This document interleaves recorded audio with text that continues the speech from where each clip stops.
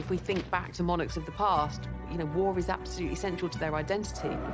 By the First and Second World War, the role of monarchs in wartime had changed. George VI and Queen Elizabeth were very much aware that World War II was not just fighting on the battlefield, it was also a propaganda fight.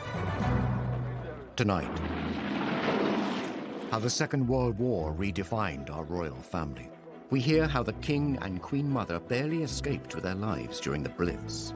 At 11 o'clock in the morning, a German bomber appeared from nowhere, flew over Admiralty Arch and down the Mall, straight into the palace, and dropped a series of bombs on the palace, one of which very nearly killed the King. How the royal family were just like the rest of us during the Second World War and got stuck into the war effort. This is the Queen with grease on her. I mean, this isn't just her with white gloves on, opening, you know, hospitals. The Queen Mother famously said, you know, we have sparking plugs for breakfast. For the first time, we hear previously unheard recordings from one of the royal family's secret World War II Army protection officers. It was so top secret that we couldn't talk to anybody, couldn't be seen by anybody. And the new relationship that blossomed between the royal family and the British public. From the low point of the abdication, when they'd been called for republic, here we are just 4 years later, and the King has somehow come to represent the whole spirit of the country, that resilience, that fighting spirit, that we can do it.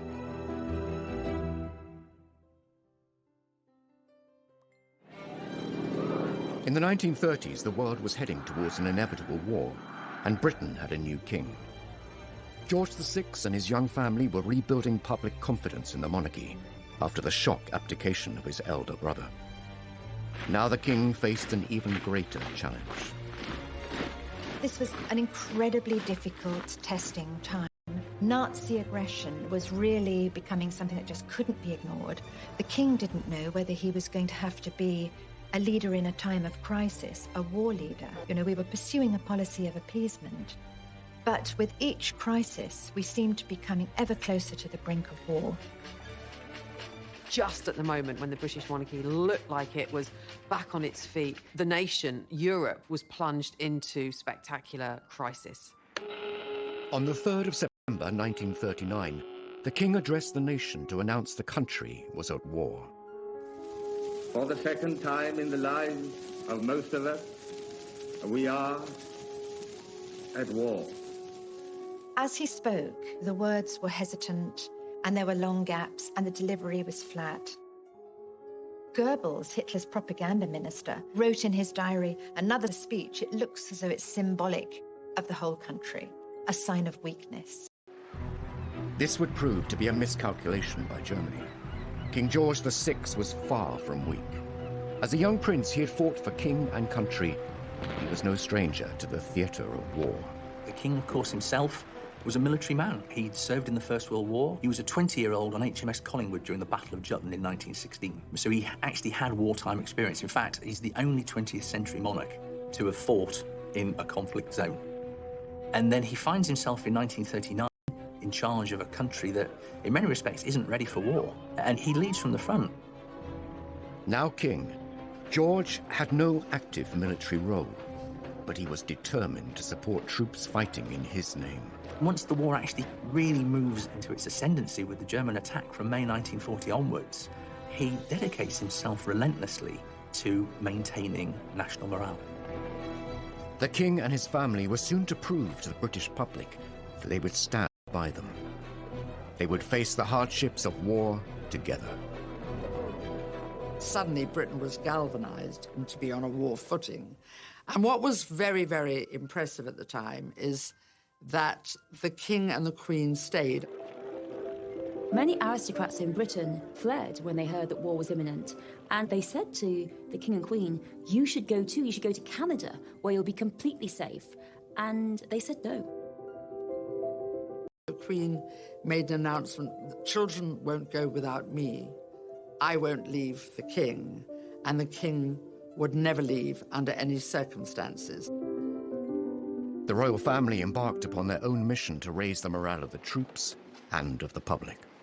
They visited factories, they visited munitions, they visited troops all over the country. By all reports, the days that followed, productivity rates went up. There was a real sense that they galvanised people and given them a sort of new sense of vigour. Sequel to the Big Blitz, the visit of Their Majesties the King and Queen to districts in East London which suffered very severely. George VI and Queen Elizabeth were very much aware that World War II was not just fighting on the battlefield, it was also a propaganda fight. When they went around these bomb sites, people were just amazed. There was the Queen in all her jewellery and her furs, and on one occasion, there was a little dog who was half buried under rubble, and the dog was absolutely terrified, and no one could get it out. And the Queen knelt down, and she coaxed that little dog out of the hole. I mean, then there was cheers from all the crowd, and it's just little things like... Was not the only focus for the Luftwaffe. Coventry in the West Midlands had suffered a number of small attacks. On the evening of the 14th of November 1940, 500 German bombers flew over the city, dropping their bombs. The city, having been mercilessly bombed throughout a whole night without regard to military targets, now presents a grim appearance of devastation. Hundreds of civilians lost their lives. I mean, it was more intense bombing than anyone had yet experienced. In fact, Goebbels introduced a new word in the lexicon of horror to Coventrate, because 500 tons of high explosive bombs were dropped in one night. The city was just ablaze. It was a torch. You could see it 100 miles away. Nearly 600 people killed, and he was there immediately after to visit what was left. And apparently there's a story that these dazed, blitzed people who sort of had been bombed only a short time before all broke out into singing the national anthem. And remarkable man. The royal family's decision to remain in Britain meant that they were a direct target for the Third Reich. Though they were heavily guarded, George VI was keen to make sure that they could protect themselves if need be. The king insisted that everybody be trained in how to fire pistols and rifles. Both he and Queen Elizabeth trained every day by all accounts. The Queen Mother, Queen Elizabeth, she used to practice by shooting rats and was very proficient at targeting rats. She was not just this kind of like passive, wife of the monarch. She was there going, I might not be on the front line, but if you guys come into my back garden, I'm going to be ready for you. So there was a real sense of her being this kind of domestic warrior, and no one wanted to mess with her. Not for nothing did Hitler describe her as the most dangerous woman in Europe.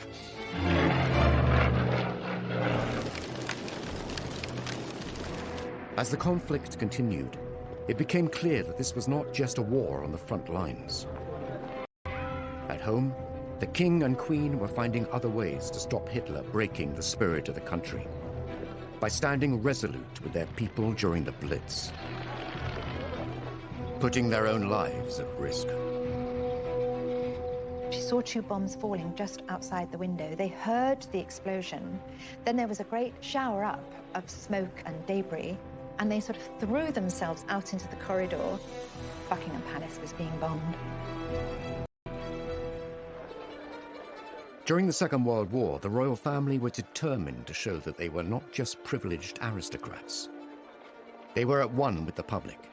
They would not run and hide, and they too would feel the struggle. For this monarchy to be seen as a family, without the kind of trappings of power and pageantry. And that was very much what George VI, Queen Elizabeth, and those around them in the palace pushed as the image. It was a normal domestic family facing the war, the austerity of the war, the fears of the war, the crisis of the war, the danger of the war, just like everybody else. From the low point of the abdication, when they'd been called for a republic, here we are just 4 years later, and the king has somehow come to represent the whole spirit of the country, that resilience, that fighting spirit, that we can do it. He's somehow come to epitomize that. It wasn't simply propaganda. The royal family were living the war like millions of other families in the UK. But unlike everyone else, they were individual targets for the Nazis. Decisions and plans had to be made. Losing the British royal family was unthinkable. In May of 1940, there's a sudden realization that Britain's security is actually now under threat. And this is when, for the first time, you have this idea of evacuating the monarchy away from London to the area which potentially would be the safest if there was a German attack. It's actually Worcestershire. It's about the furthest away from the coast. And also it was deemed to be the best in terms of communication. And with that, a force would be specifically created in secret, and their role was to, in the event of an invasion, protect the royal family, to move them out of London to one of these other safe places. Formed in the summer of 1940, this group had access to anything that they needed. The King and Queen were supposed to have a little suitcase packed and ready at all times to go. And if they were in Buckingham Palace and the worst happened and the invasion began, they would be bundled into the first ever bulletproof car in the UK, along with a number of armoured cars. As one of the men involved said, they were hugely honoured to have been given this mission, but they knew that their role in the event of the worst-case scenario was to fight to the last man. Professor Andrew Stewart spoke with one of those men charged with protecting the royals, Sir Geoffrey Darrell, before his death in 2013. He gave an incredible insight into how they prepared to keep the family safe in recordings never previously heard. On the code word Cromwell, we packed up and went straight in our buses. It was so top secret that we couldn't talk to anybody, couldn't be seen by anybody. Mike Tomping saw them when they were at Windsor.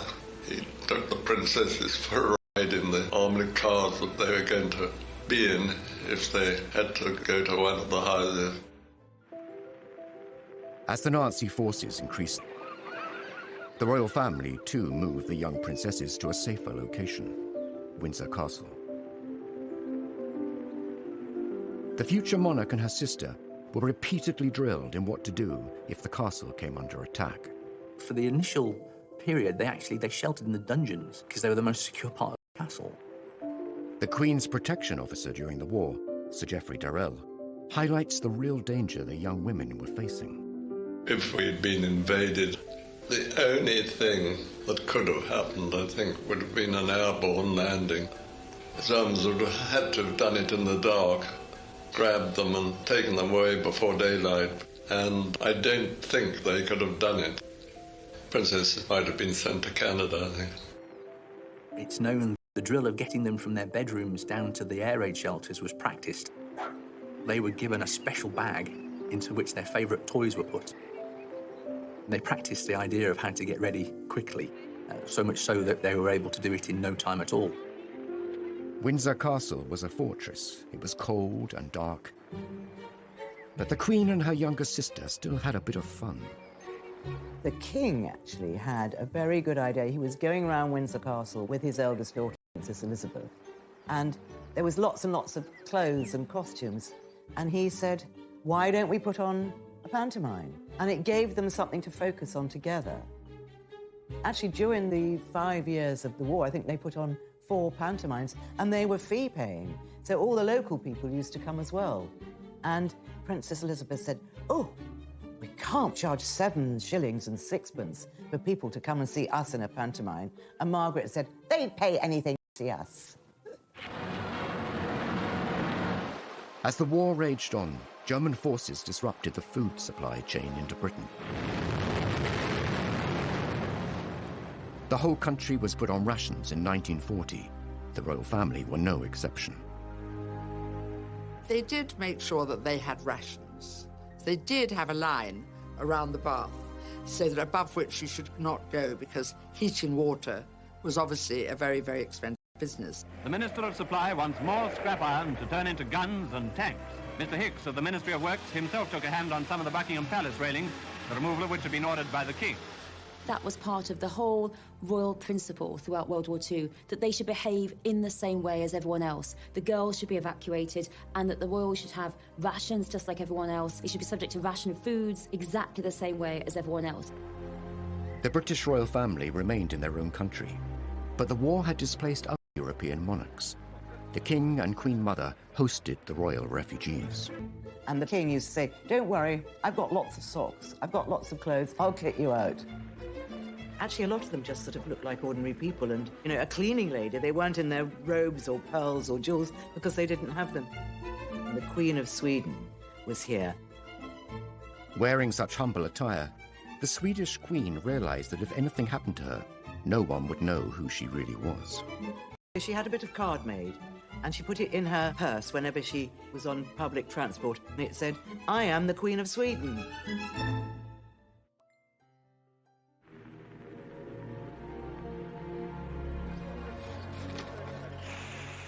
Families across the country were facing the loss of loved ones. Over 450,000 British lives were taken in the war. While the senior royals were not in active service, the King's brother, Prince George, the Duke of Kent, was serving in the RAF. He was tragically killed in a plane crash while on duty. It brought home just the tragic losses that basically everybody was not far removed from. Most people in their families, of course, had lost someone, and the royal family, in that sense, were no different. Well, this is what Queen Mary said, you know, everybody is losing family. We can't break down. We have to be strong and set an example. Now we've lost some family too. So many people had lost husbands, sons, brothers. They didn't feel they could call attention to their loss. It was just a very small funeral. And there's a very evocative description by Noel Coward, because when everyone was trying so hard to control their grief, when the coffin was brought in with his RAF cap on it, Noel Coward says he could feel his face. He just had tears rolling down his cheeks, and he was relieved to see that the King and Mountbatten were exactly the same. Aerial bombing raids were happening across the country. London was bombed more heavily and more often than other cities. Now, civilians were in Hitler's sights. They thought if there was continuous bombing of London, they would drive the civilian population mad and Britain would surrender. And on the 7th of September 1940, the largest aerial formation ever seen darkened the skies coming across the English Channel towards London. And suddenly, the East End was ablaze. Buckingham Palace was a key target for the German Luftwaffe. The palace was hit repeatedly during the Blitz.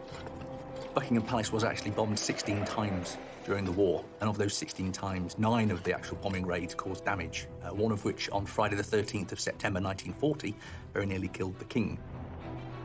At 11 o'clock in the morning, a German bomber appeared from nowhere, dropped below the clouds, flew over Admiralty Arch and down the Mall, dropped a series of bombs on the palace. The King was with the Queen and his private secretary in his private sitting room, just getting ready for the day's work. And they saw 2 bombs falling just outside the window. They heard the explosion. Then there was a great sort of shower up of smoke and debris. And they just had time to register, you know, that things were very wrong. And they sort of threw themselves out into the corridor and only afterwards realized just what exactly was happening, that Buckingham Palace was being bombed. The precise nature of the attack led the King himself to wonder if his own family in Germany were behind the bombing. In fact, it was suggested that the only way that that aircraft could have carried out the attack was if it was somebody who had an intimate knowledge of the palace. And in fact, for a long time, the suggestion was it was a gentleman called Prince Christoph of Hesse, who was a distant relative but had visited the palace a number of times prior to the war. This was a turning point for the royal family and his relationship with the British public. They did something unprecedented. The media were actually invited into Buckingham Palace and were shown around the damage and were told the story of what had happened. This was revelatory. This had not happened before. Latest outrage of the Nazis' indiscriminate fury is the bombing of Buckingham Palace. Remember, most people hadn't seen the inside of Buckingham Palace. They showed the brickwork that's fallen apart, all the masonry that had been left, and the danger there was to the King and Queen. So I think people felt, OK, they're going through a slightly better version of the war than we are. They weren't going to the tube every night to hide, but they were suffering from the same problems. They stood for something. It meant something to people that they were still there in the midst of all this. The King and Queen had changed the way the royal family interacted with the public. No longer were they closed off. Now they were out and about, being seen, commiserating, consoling, and encouraging the war effort. Buckingham Palace did take 9 direct hits, a policeman was killed, and the Queen, she said, "Now I can look the East End in the face." And she felt very strongly that because her home had been bombed, it put her on the same level as all these people who'd suffered so much. And we do see a change and a lot more support for the royals after this moment. The Queen was also keen to let the rest of the world see what was happening in Britain. Before the United States had joined the Second World War, she sent an invitation to the First Lady. The King and Queen were at Paddington Station to greet her in the name of the people of Britain as she arrived in London. One of the most important things the Queen Mother did during the war was to invite Mrs. Roosevelt over to England. So much of the damage caused by the big fire raid on the city. You get a real sense that, austerity was happening even in Buckingham Palace, reading her account. Queen Elizabeth had moved out of her rooms to give her guest her rooms, and they were palatial, but bracingly cold. You could see your breath. There was one little electric fire with just a thin orange glow. The glass had all been blown out and was replaced by a cheap substitute. And then when Eleanor Roosevelt went down to the dining room, it all looked very promising, beautiful ambiance and lots of gold and silver, but the food when it came was meager and unrecognizable as food for someone not used to wartime substitutes. In fact, she wasn't quite sure what she was eating. everything's boarded up and there's nothing very grand about Buckingham Palace. It's all, completely bleak. And so who better to go back and tell the president about what's going on in Britain than his wife? The Queen Mother's clever diplomacy brought the reality and horrors of the war to the United States. It cemented the special relationship between the two countries. And now it was time for the next generation to step forward and take the lead. Every Allied newspaper had a picture of the future Queen and her spanner and her ambulance. I mean, this was really quite feared because look at this. She's ready. She's out there. She'll go to the front and she'll risk her life if she has to for the war effort.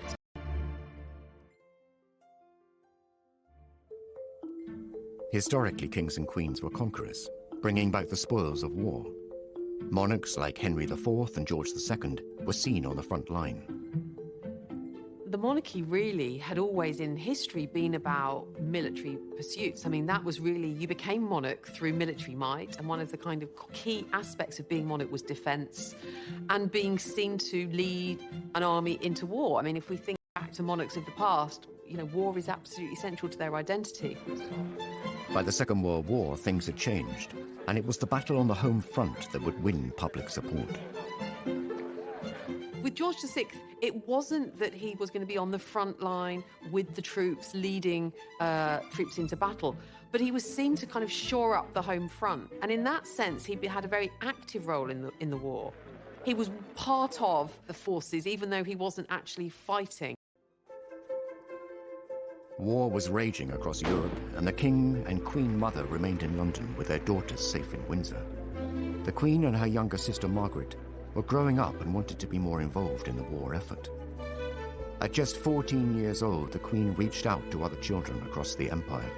She did away from their parents, again, just like her mother, really saying, come on, guys, we've got to step up, we've got to steel ourselves, we've got to do the right thing for the right cause here, be brave, be brave.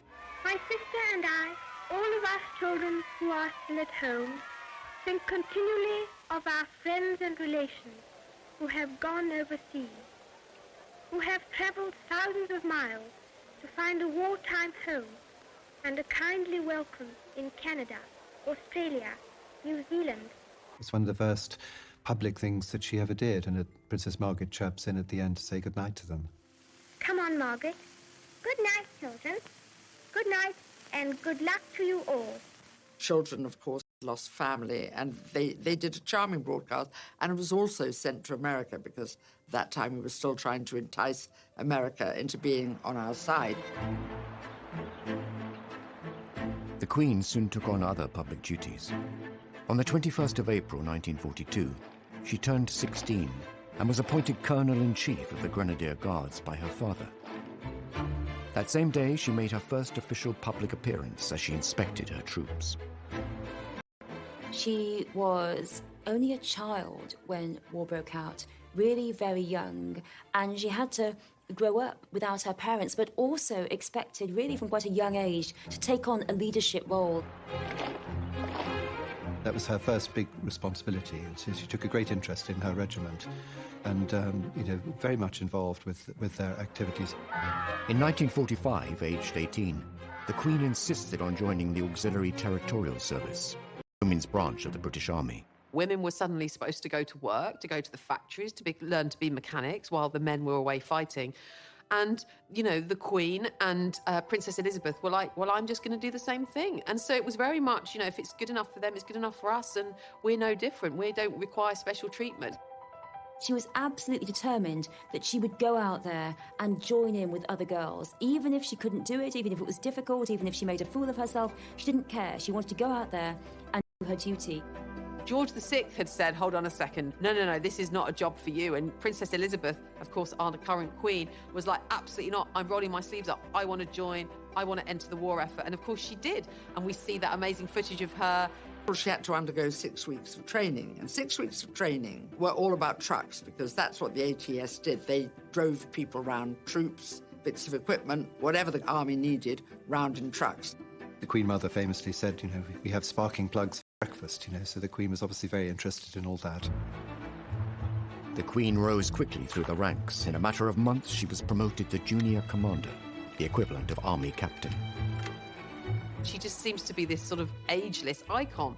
But when you look at her role in the war, she was this attractive woman, but a kind of active woman who was dressed in khakis, who was dressed in overalls. This is the Queen with grease on her. I mean, this isn't just her with white gloves on, opening, you know, hospitals or, you know, unveiling plaques. This is her actually doing a job of work. She served. She was the first, you know, woman royal to be in the armed forces. So she led from the front. She delivered and she did what she needed to do.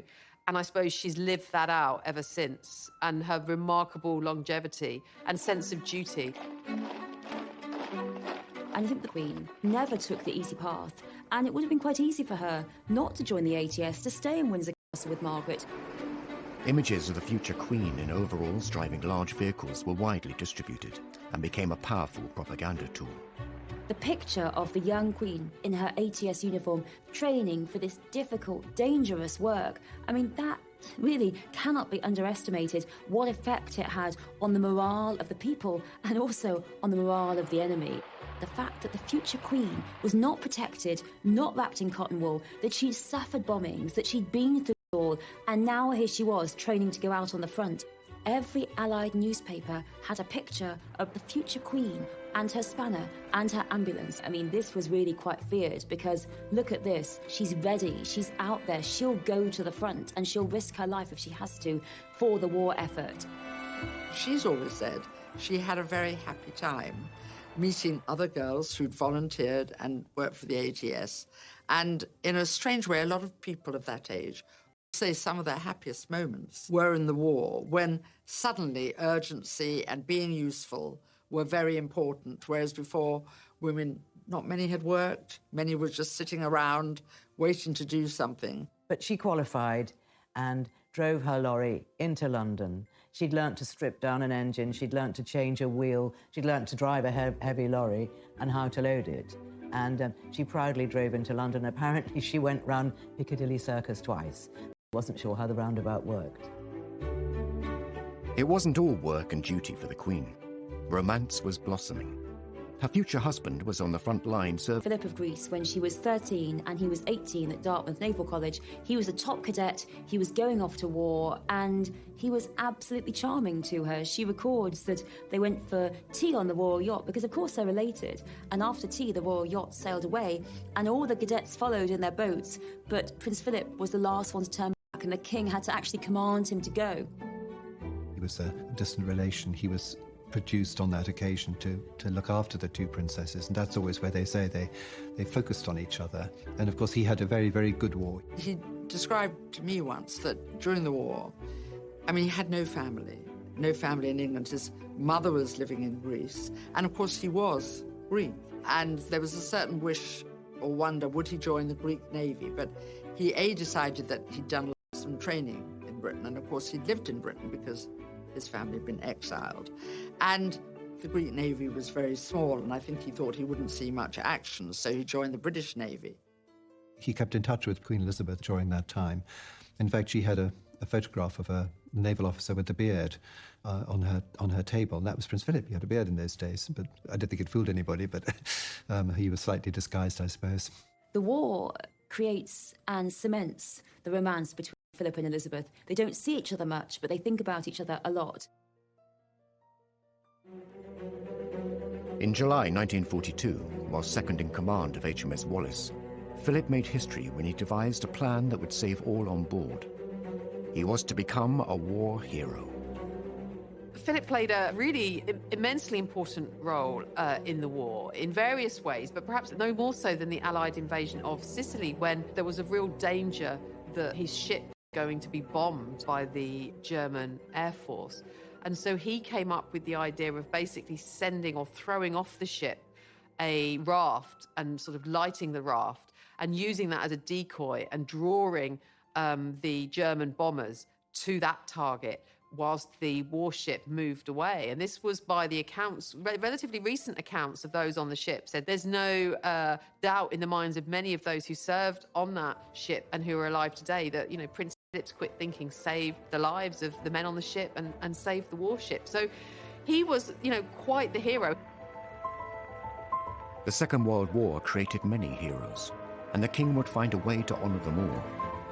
None were more deserving than the people of Malta, where, despite personal risk, the king visited to express a nation's gratitude.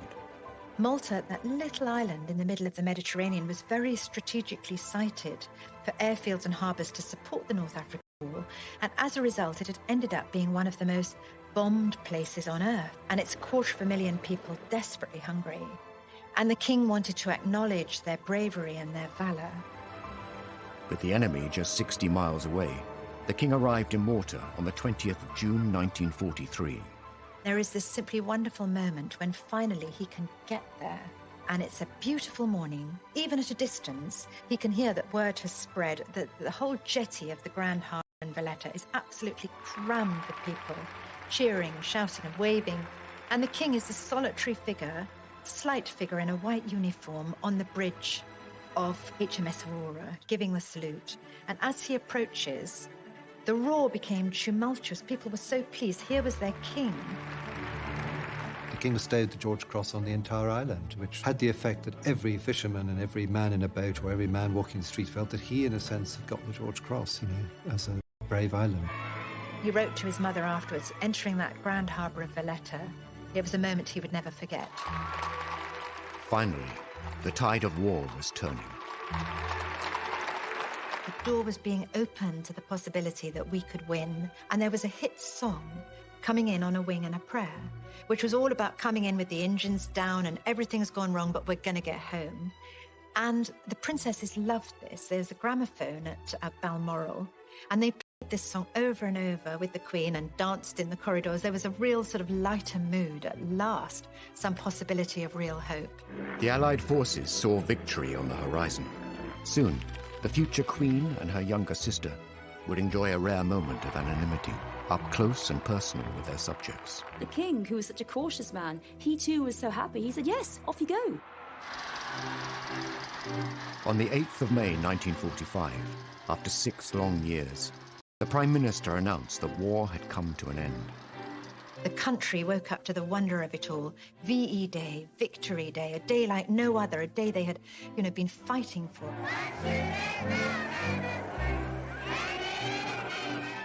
VE Day was the day where another radio broadcast address from the king, and of course this time the king not saying it's going to be a long and difficult time ahead, stay strong, announcing instead, of course, victory, that the war was over.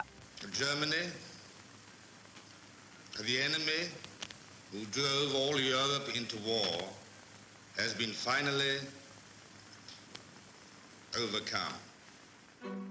This led to huge outpourings of national jubilation and adulation for the royal family. And, in the sense that the royal family had been central during the war to the war effort, they were also central to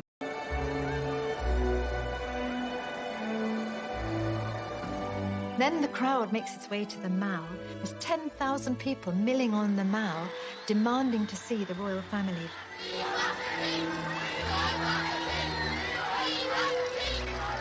After years bound by the constraints of war, The future queen and her sister Margaret were desperate to get in amongst the celebrations. This day marked an amazing moment. There were crowds. Everyone rushed into the streets. It was this great moment. And the two princesses said to the king and queen, "Can we go outside with all those people?" And the king, who was such a cautious man, he too was so happy. He said, "Yes, off you go." And that seems unbelievable because it was absolute chaos outside. The young queen went out in her ATS uniform, and initially she'd pulled her cap down, but then she was told she couldn't go out with the uniform incorrect. She had to put it back up, and she was a bit concerned that people would recognize her. But everyone was so excited and so happy that they just didn't care. And the Queen actually spoke about this many years later. She talked about how marvellous it was. Everyone swept along in this tide of happiness and relief. And it's an amazing story that Margaret and Elizabeth, they go out there. They're out there in the crowds, these people rushing round, and they shout, "God save the King, God save the Queen," with everyone else.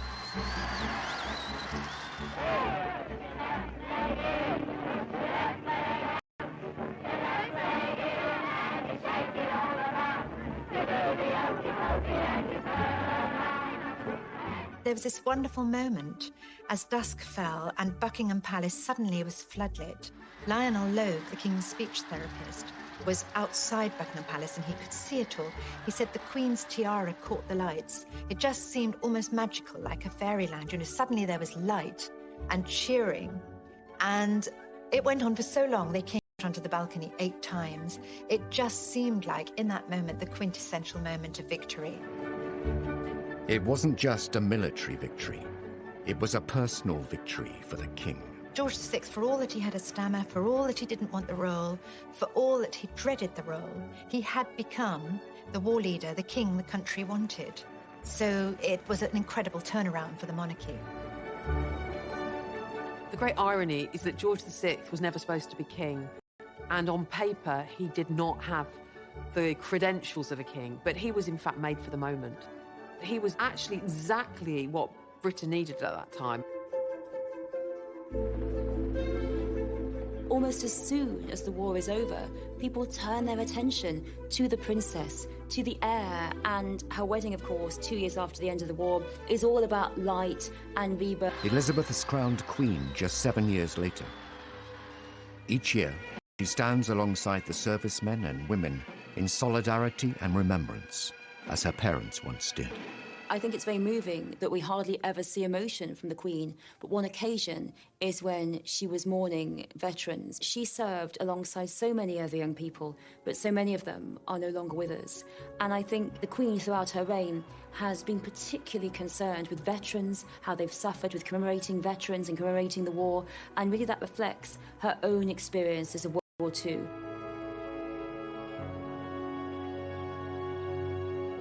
There's something so authentic about it. There's something that she is living or reliving the experiences that she's had. And there is no doubt that the respect that the Queen commands among a certain generation is because of her having lived through the experiences of World War II shoulder to shoulder with them. The Queen's experiences during the Second World War have undoubtedly shaped her life as a monarch. World War II is absolutely central to an understanding of the Queen, who she is, where she's come from, and why she has the sense of duty and devotion to the realm, to the national spirit. That completely explains it. For the Queen, watching her father step up to the role of king and lead during the Second World War has instilled an unwavering commitment within her. For her, war founded her character. It gave her the belief in sacrifice, in frugality, and in duty that she would carry through for the rest of her life and try and instill in her children, to make them too understand what a sacrifice her generation went through.